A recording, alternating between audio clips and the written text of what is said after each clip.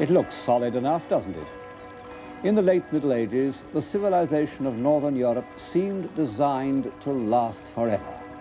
Rich merchants, self-satisfied guilds, a conveniently loose political organization, no material reasons for change. And yet, in a few years, in a single generation, came the first of those explosions that were to create contemporary man, what we call the Reformation. What went wrong with that solid-looking world? I can't see the answer outside the fortress of Würzburg, but inside it, in this room, one gets a hint of trouble. It contains carvings by a sculptor named Tilman Riemenschneider, perhaps the best of the many skillful craftsmen in late 15th century Germany. And these carvings are not only moving as works of art, they show very clearly the character of North European man about the year 1500.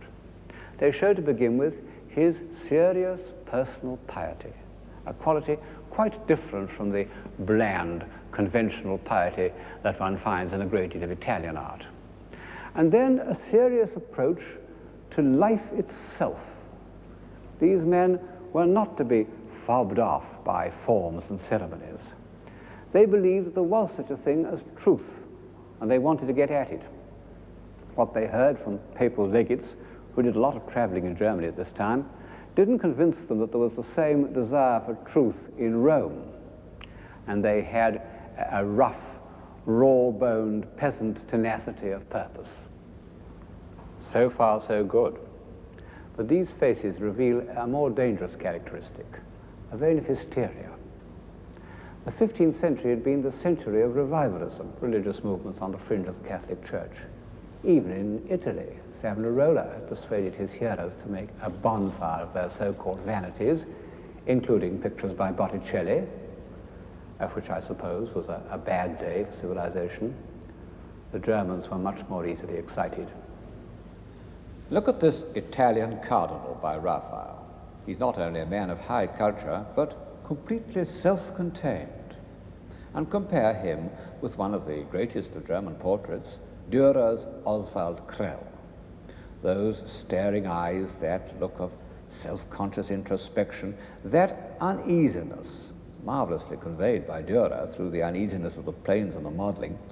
How German it is, and what a nuisance for the rest of the world. However, in the 1490s, these destructive national characteristics hadn't yet shown themselves. It was still an age of internationalism. And in 1498, there arrived in Oxford a poor scholar who was destined to become the spokesman of northern civilization and the greatest internationalist of his day, Erasmus. Erasmus was a Dutchman. He came from Rotterdam. But he never went back to live in Holland. He'd been in a monastery there, and he'd hated it. And he'd also hated the coarse, convivial life of the average Netherlander. He was always complaining that they drank too much. He himself had a delicate digestion and would drink only a special kind of Burgundy. All his life he moved from place to place, partly to avoid the plague, because that king of terrors kept all free men on the move throughout the early 16th century, and partly due to a restlessness that overcame him if he stayed anywhere too long. However, in his earlier life, he seems to have liked England, and he had a successful stay in Magdalen College, and so this country makes a brief appearance in our survey of civilization.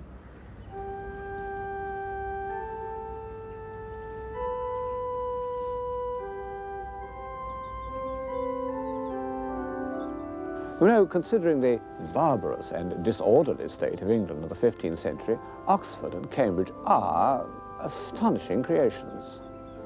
And the Oxford that welcomed Erasmus still contained a few, not very many I suppose, pious and enlightened men. Of course, the atmosphere must have been somewhat provincial and unsophisticated compared to Florence, even Bologna. And yet, about the year 1500, this kind of naivete had its value, and Erasmus, who was anything but naive, recognized it. He'd seen enough of the religious life to know that the church must be reformed not only in its institutions, but in its teachings. It was once the great civilizer of Europe, and now it was aground, stranded on forms and vested interests.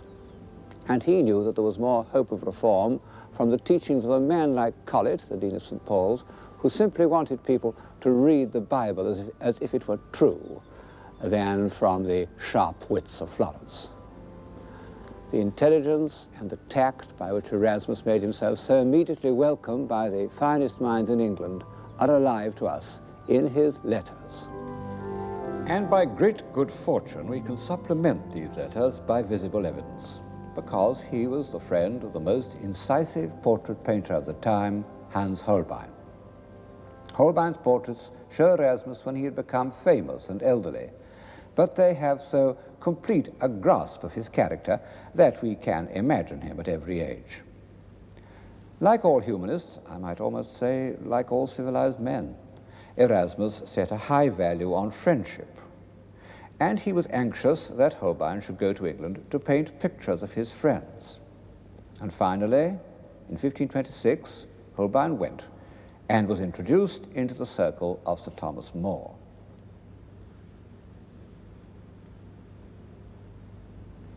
The brilliant youth with whom 20 years earlier Erasmus had fallen in love was now Lord Chancellor.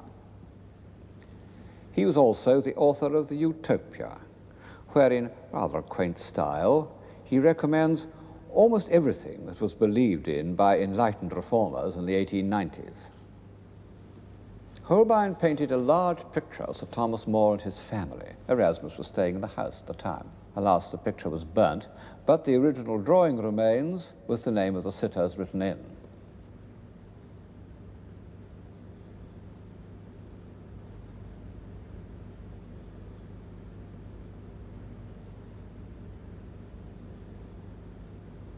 Erasmus used to say that More's family were like the Academy of Plato. Well, in Holbein's studies of the heads, they don't look oppressively intellectual, but alert, sensible people of any epoch.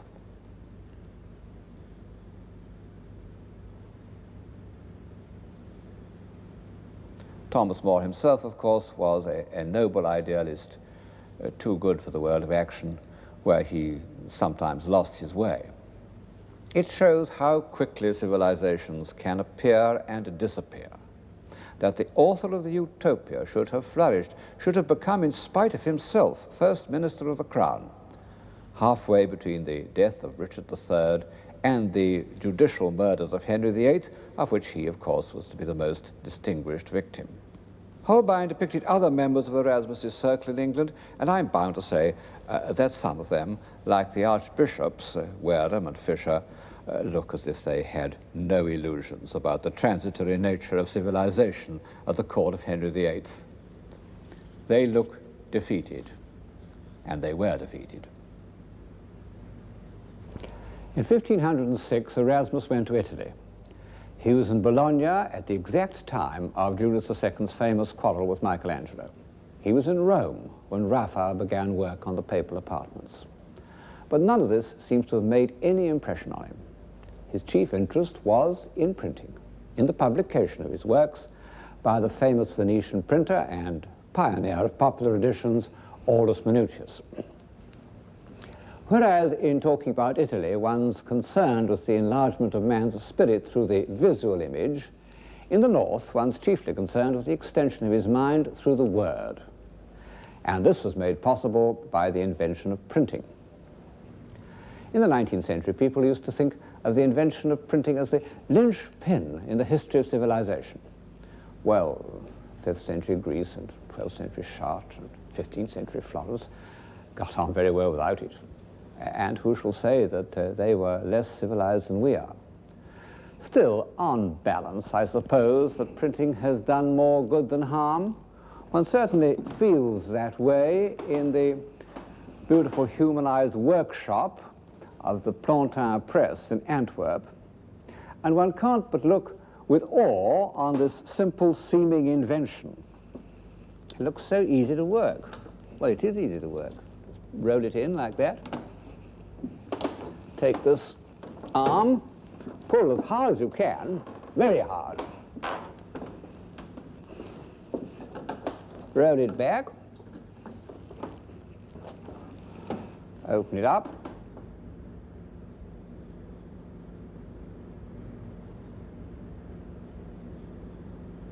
and you take out your printed sheet.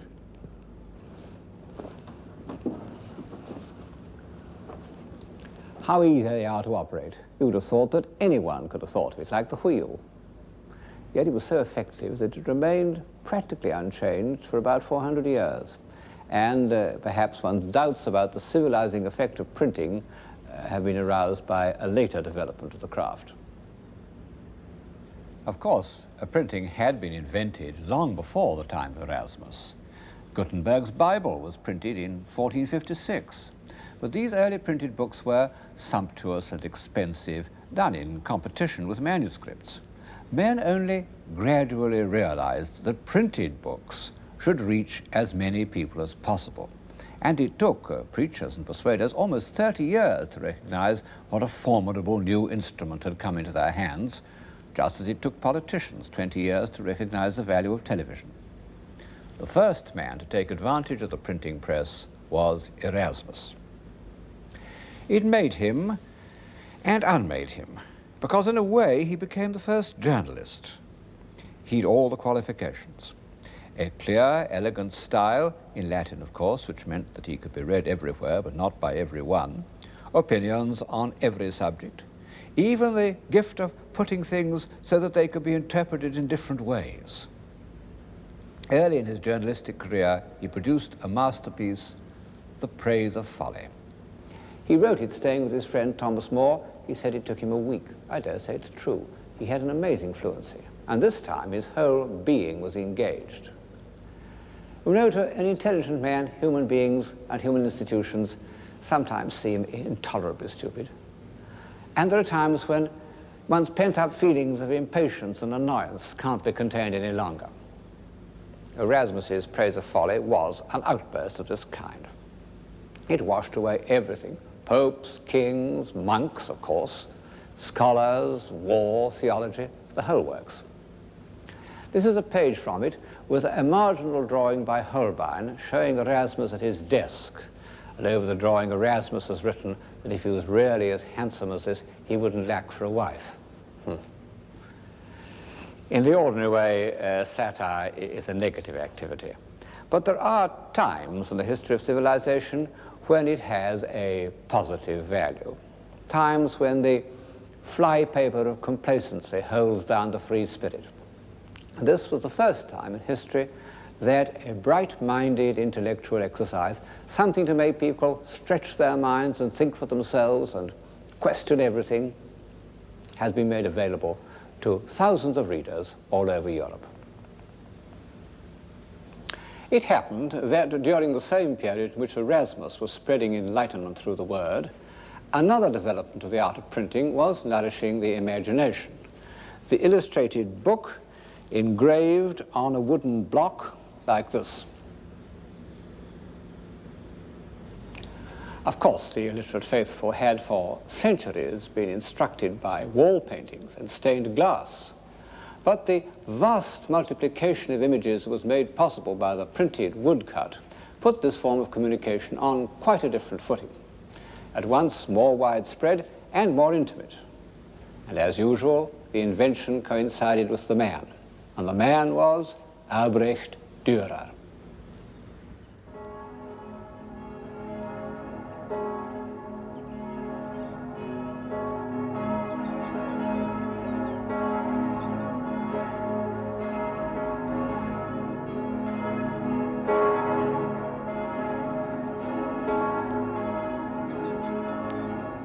He was born and brought up in Nuremberg, the town of the Meistersingers. That's his house just behind me there. The great German myth of the worthy craftsman can still be felt in such of its streets and squares as are still left standing. But Dürer, whose father had come to Nuremberg from Hungary, was not at all the pious German craftsman figure he was once supposed to be. He was a strange, uneasy character, intensely self-conscious and inordinately vain. This is his self-portrait now in Madrid. And you might think that self-love couldn't go much further, but it could, because 2 years later he did another self-portrait in which he deliberately painted himself in the traditional pose of Christ. Well, this seems to us rather blasphemous, and Dürer's admirers don't make it much better by explaining that he thought creative power was a divine quality and that he wished to pay homage to his own genius by depicting himself as God. Well, it's true that this belief in the artist as the inspired creator was part of the Renaissance spirit. Leonardo talks a lot about it in his treatise on painting, but one can't imagine him painting himself as Christ. However, Dürer had certain qualities in common with Leonardo. Although he didn't share Leonardo's positive distaste for women, he wasn't far short of it. And he would certainly never have married if the bourgeois conventions of Nuremberg hadn't compelled him to do so. And then Dürer shared Leonardo's curiosity. But it was a curiosity about appearances, not about causes. He was almost entirely without Leonardo's determination to find out how things worked. He collected rarities and monstrosities of the kind which 100 years later were to furnish the first museums. He would go anywhere to see them.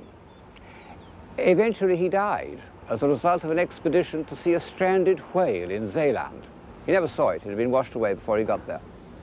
However, he did see a walrus whose shiny snout delighted him. Dürer's curiosity about nature had less questionable results in the drawings he did of flowers and grasses and animals.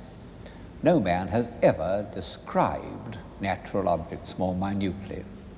And yet, to my eye, something is missing, the inner life. This drawing of blades of grass, which is greatly admired, looks to me like the back of a case containing a stuffed animal.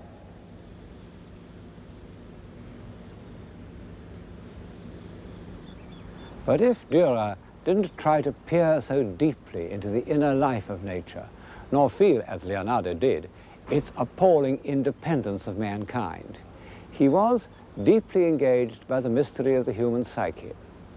His obsession with his own personality was part of a passionate interest in psychology in general. And this led him to produce one of the great prophetic documents of Western man, the engraving he entitled Melancholia I. In the Middle Ages, melancholia had meant a simple combination of sloth, boredom, and despondency that must have been quite common when people couldn't read or were cooped up together in monasteries. But Dürer's application is far from simple. This figure is humanity at its most evolved, with wings to carry her upwards. And she sits in the attitude of Rodin's penseur and still holds in her hands the compasses, symbols of measurement by which science will conquer the world. Around her are all the emblems of constructive action: a saw, a plane, pincers, and those two prime elements in solid geometry, the sphere and the dodecahedron. And yet, all these aids to construction are abandoned, and she sits there brooding on the futility of human effort. Her obsessive stare reflects some deep psychic disturbance. The German mind that produced Dürer and the Reformation also produced psychoanalysis. I began by mentioning the enemies of civilization. Well, here in Dürer's prophetic vision is one more way in which it can be destroyed from within. However, what made Dürer so important in his own age was that he combined an iron grip on the facts of appearance with an extremely fertile invention. And as time went on, he became absolute master of all the techniques of his day, and in particular the science of perspective, which he used not simply as an intellectual game, but in order to increase the sense of reality. His woodcuts diffused a new way of looking at art, not as something magical or symbolic, but as something accurate and factual. His treatment of sacred subjects carried absolute conviction. I don't doubt that the many simple people who bought his woodcuts of the life of the Virgin accepted them as a correct record.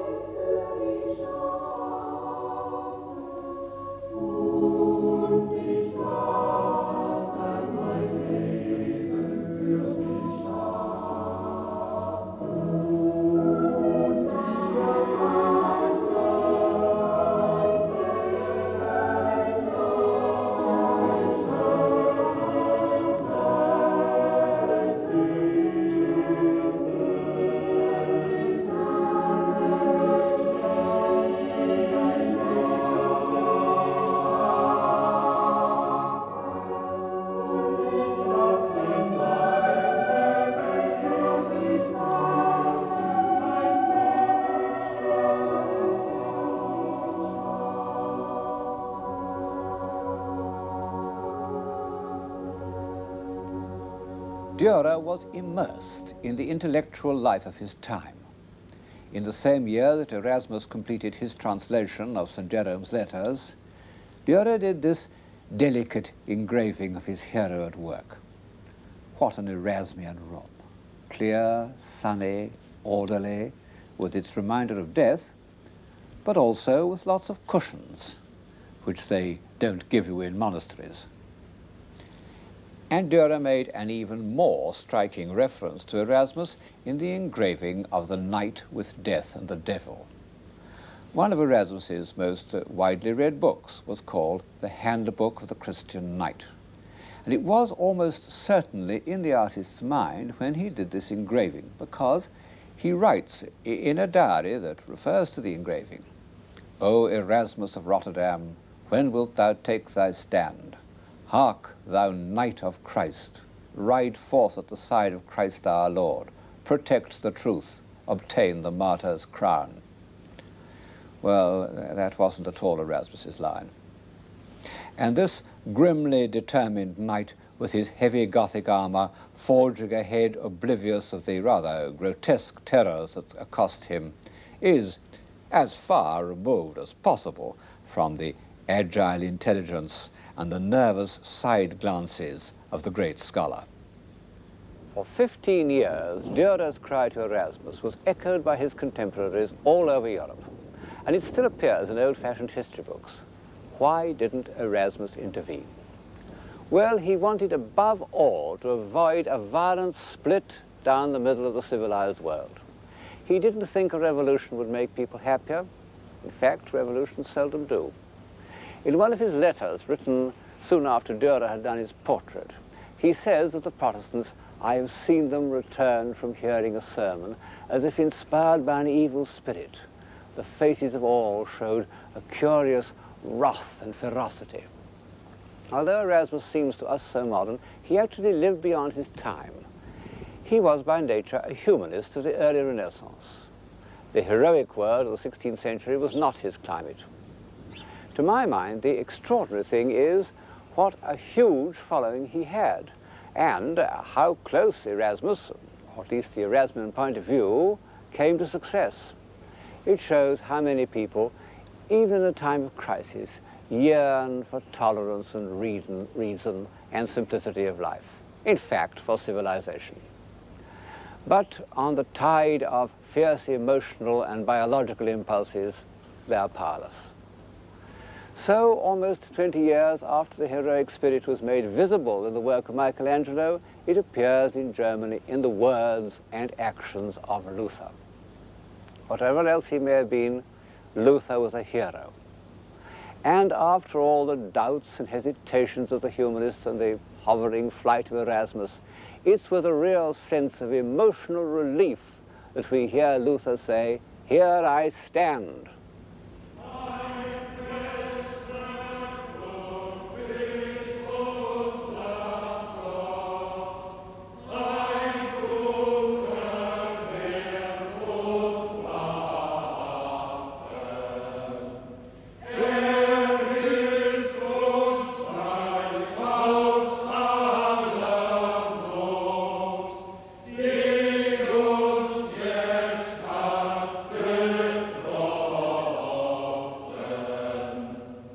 We can see what this burning spirit was like because the local painter of Wittenberg, Lucas Cranach, was one of Luther's most trusted friends.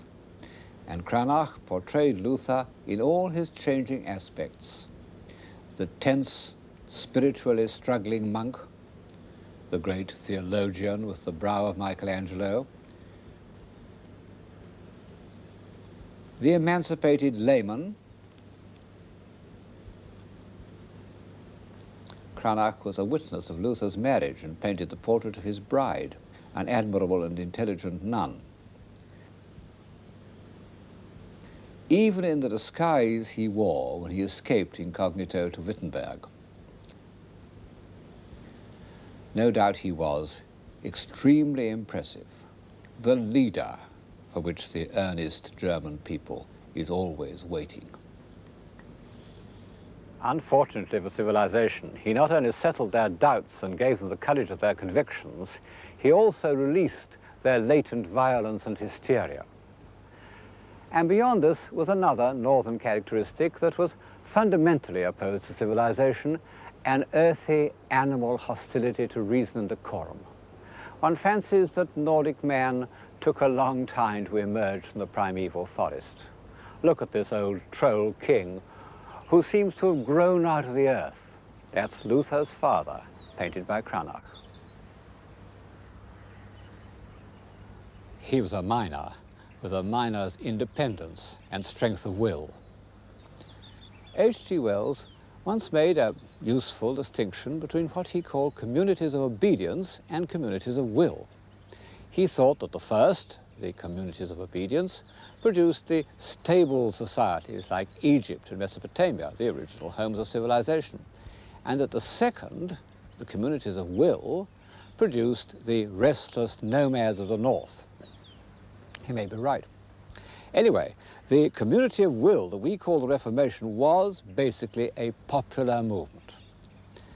At the end of Erasmus's letter, in which he describes the surly Protestants coming out of church, he adds that none of them, except one old man, raised his hat. Erasmus was against forms and ceremonies in religion, but when he came to society, he felt differently. And so, strangely enough, did Luther. The great popular uprising known as the Peasants' Revolt filled him with horror, and he urged his princely patrons to put it down with the utmost ferocity. Luther didn't approve of destruction, even the destruction of images. But most of his followers were men who owed nothing to the past, to whom it meant no more than an intolerable servitude. And so Protestantism became destructive. And from the point of view of those who love what they see, it was a good deal of a disaster.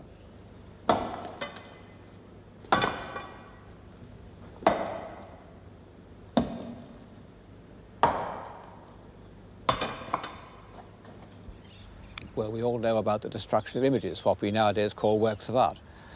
How commissioners went round not only to cathedrals like Ely, but even to the humblest parish churches and smashed everything of beauty that they contained, knocked the heads off statues, smashed up the carved front covers, broke the rear dotties, broke anything within reach. It didn't pay them to stay too long on a single job. You can see the results here in the Lady Chapel at Ely. All the painted glass smashed, and unfortunately, the beautiful series of carvings of the life of the Virgin was within reach.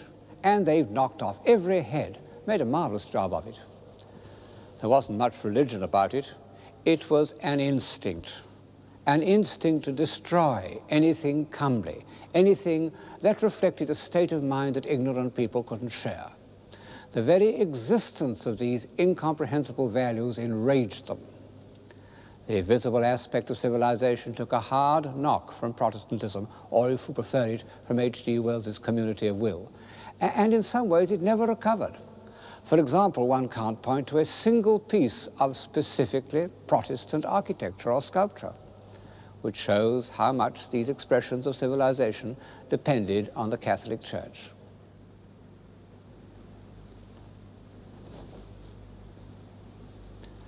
But it had to happen. If Western civilization was not to wither or petrify, like the civilization of ancient Egypt, it had to draw life from a larger area than that which had nourished the intellectual and artistic triumphs of the Renaissance. And ultimately, a new civilization emerged. But it was a civilization not of the image, but of the word. Luther gave his countrymen words. Erasmus had written solely in Latin. Luther translated the Bible into German, noble German too, as far as I can judge, and so gave people not only a chance to read Holy Writ for themselves, but the tools of thought. And the medium of printing was there to make it accessible. The translations of the Bible by Calvin into French, by Tyndale and Coverdale into English, were crucial in the development of the Western mind. And if I hesitate to say to the development of civilization, it's because they were also a stage in the growth of nationalism. And as I've said, and shall go on saying this series, nearly all the steps upward in civilization have been in periods of internationalism. Well, whatever the long-term effects of Protestantism, the immediate results were very bad. Not only bad for art, but bad for life. The North was full of bully boys. They appear frequently in 16th century German art, very pleased with themselves, apparently much admired. They rampaged about the country and took any excuse to beat people up. All the elements of destruction were let loose. 30 years earlier, Dürer had done a series of wood engravings illustrating the apocalypse. You can say that they express the Gothic side of his nature, or you can regard them as prophetic, because they show with terrifyingly effective precision the horrors that were to descend on Western Europe, both sides proclaiming themselves as the instruments of God's wrath. Fire rains down from heaven on kings, popes, monks, and poor families.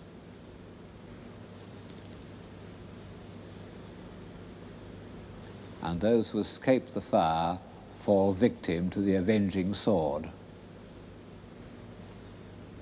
It's a terrible thought that so-called wars of religion, religion of course being used as a pretext for political ambitions, but still providing a sort of emotional dynamo, that wars of religion went on for 120 years and were accompanied by such revolting episodes as the massacre of St. Bartholomew. What could an intelligent, human, open-minded man do in mid-16th century Europe?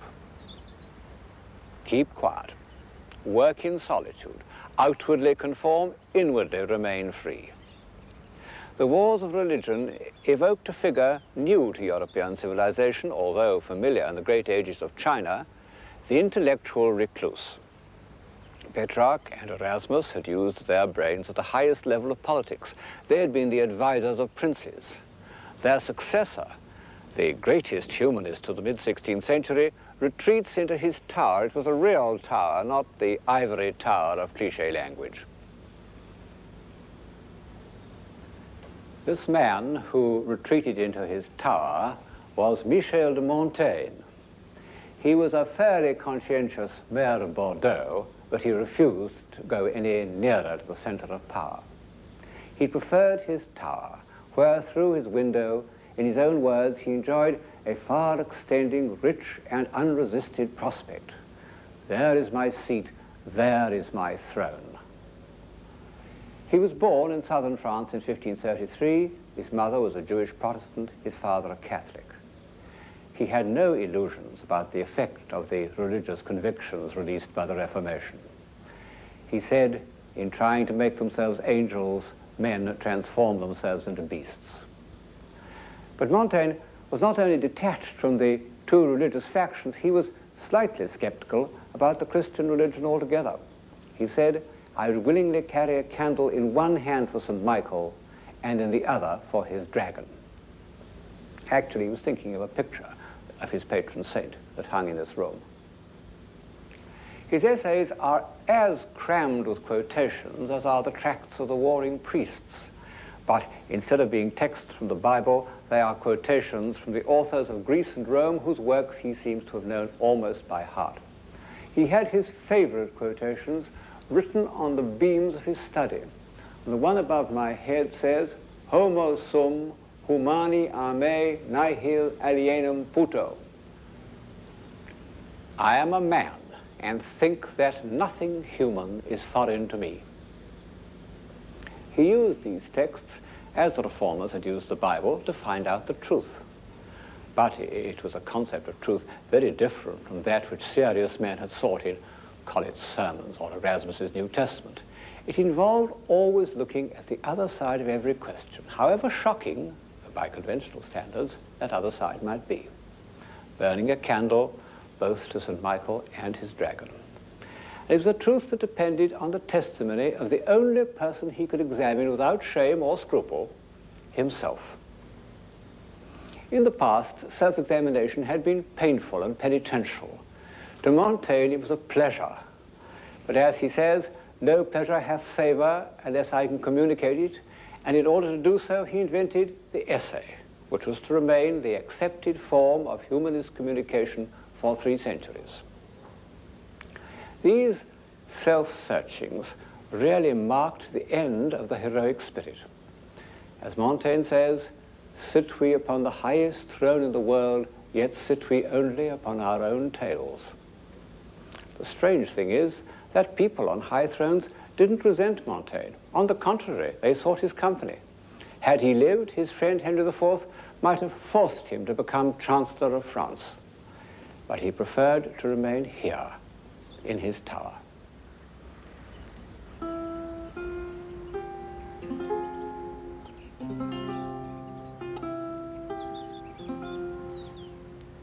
Such was the egocentric isolation that the wars of religion forced on the most civilized man in late 16th century Europe. But there was one country in which, after 1570, men could live without fear of civil war or sudden revenge, unless they happened to be Jesuit priests: England.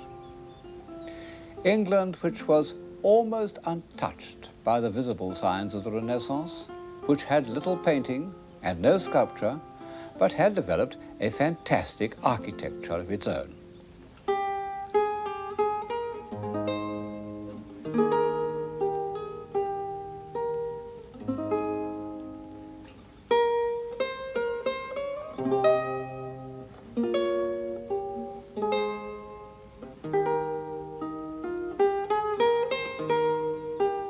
I suppose it's debatable how far Elizabethan England can be called civilized. Certainly, it doesn't provide a reproducible pattern of civilization, as does, for example, 18th century France.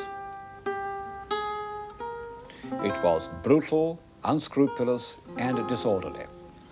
But if, as I've suggested, the first requisites of civilization are intellectual energy, freedom of mind, a sense of beauty, and a craving for immortality, then the age of Spencer and Marlowe, of Dowland and Bird, was a kind of civilization. This is the background of Shakespeare. Well, of course, we can't compress Shakespeare into the scale of the program, but I can't altogether omit him because one of the first ways in which I would justify civilization is that it can produce a genius on this scale. In his freedom of mind, in his power of self-identification, in his complete absence of any dogma, Shakespeare sums up and illuminates the piece of history that I've just described. His mature plays are, amongst other things, the poetical fulfillment of Montaigne's intellectual honesty. In fact, we know that the first edition, English edition of Montaigne made a deep impression on Shakespeare. But Shakespeare's skepticism was more complete and more uncomfortable. Instead of Montaigne's detachment, there's a spirit of passionate engagement. And instead of the essay, there's the urgent communication of the stage. What? Art mad? A man may see how this world goes without eyes. Look with thine ears. Thou rascal beadle, hold thy bloody hand. Why dost thou lash that whore? Strip thine own back. Thou hotly lusts to use her in that kind for which thou whipst her. The usurer hangs the cozener. Through tattered clothes, small vices do appear. Robes and furred gowns hide all. Plate sin with gold, and the strong lance of justice hurtless breaks. Arm it in rags, a pygmy's straw does pierce it. None does offend. None, I say. None. Pure Montaigne, with a difference. You know, this must be the first time, and there will be the last time, that a supremely great poet has been without religion. Tomorrow, and tomorrow, and tomorrow creeps in this petty pace from day to day to the last syllable of recorded time. And all our yesterdays have lighted fools the way to dusty death. Out, out, brief candle, life's but a walking shadow. A poor player that struts and frets his hour upon the stage and then is heard no more. It is a tale told by an idiot, full of sound and fury, signifying nothing. How unthinkable before the breakup of Christendom, the tragic split that followed the Reformation. And yet, I feel that the human mind has gained a new strength by outstaring this emptiness.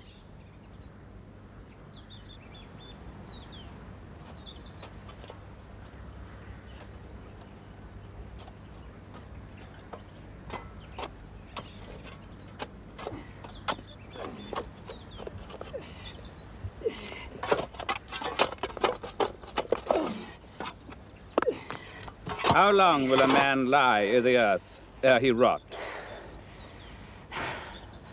In faith, if he be not rotten before he die, as we have many pocky courses nowadays as will scarce hold the lying in.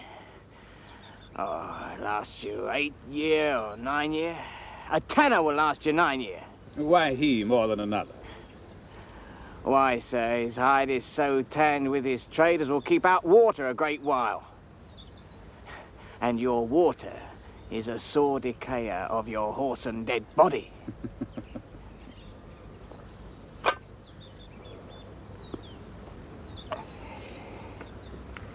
Here is a skull that hath lain you in the earth 23 year. Whose was it? A whoresome mad fellow it was. Whose do you think it was? Nay, I know not. Pestilence on him for a mad rogue. Poured a flagon of Rhenish on my head once. This same skull, sir. Yorick's skull. The king's jester. This? Mean that. Let me see. Alas, poor Yorick. I knew him, Horatio. A fellow of infinite jest, of most excellent fancy. He hath borne me on his back 1,000 times. And now, how abhorred in my imagination it is. My gorge rises at it. Here hung those lips that I have kissed, I know not how oft. Where be your jibes now? Your gambols? Your songs? Your flashes of merriment that were wont to set the table on a roar? Not one now to mock your own grinning. Quite chap fallen. Now, get thee to my lady's chamber, and tell her, let her paint an inch thick. To this favor, she must come. Make her laugh at that. I prithee, Horatio, tell me one thing. What's that, my lord? Dost thou think Alexander looked to this fashion i' the earth? E'en so. And smelt so. Ha! E'en so, my lord. To what base uses we may return, Horatio. Why may not imagination trace the noble dust of Alexander till he find it stopping a bunghole?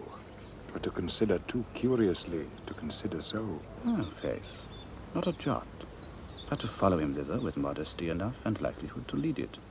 As thus, Alexander died, Alexander was buried. Alexander returneth to dust. The dust is earth. Of earth we make loam. And why of that loam, whereto he was converted, might they not stop a beer barrel? Imperious Caesar, dead and turned to clay, might stop a hole to keep the wind away. Oh, that that earth which held the world in awe might patch a wall to expel the winter's flaw.